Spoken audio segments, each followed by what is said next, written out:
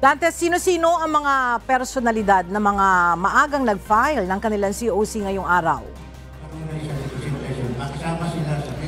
Magandang umaga, Ella. Pasado alas 10 ngayong umaga no ay naghahain na rin ng kanilang Certificates of Candidacy o COC si dating Senate President Vicente Soto III at gayon din yung kanyang katandem noong 2022 national elections na si dating Senador Ping Lacson at kasama nilang dalawa, Ella, ang isa pang re-electionist senator na si Senator Lito Lapid.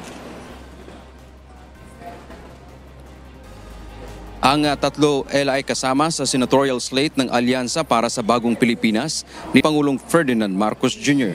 Si Soto ay sinamahan ng kanyang pamilya sa pangunguna ng kanyang asawa at aktres na si Helen Gamboa at ng kanyang dalawang anak na sina Vice Mayor Gian Soto at Ciara Soto.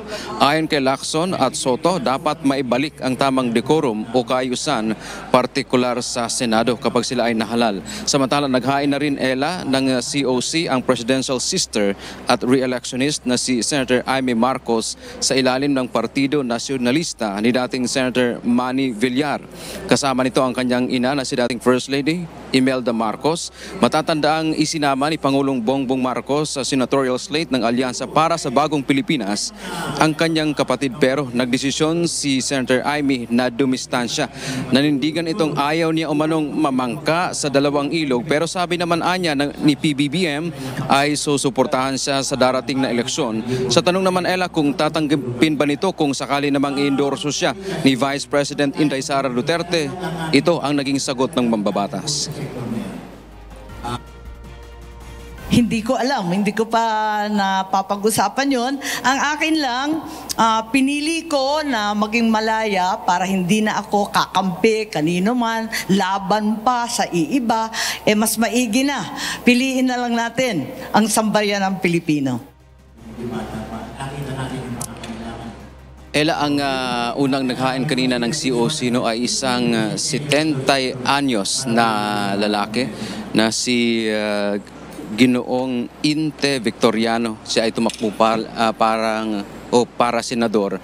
At sabi pa nga niya, ito daw ay pang-5 beses niyang tumakbo sa national positions. Ang huli ay noong 2022 presidential elections kung saan tumakbo siya bilang Pangulo. Yun nga lang ay na-disqualify siya dahil nga maraming issue na sinasabi niya.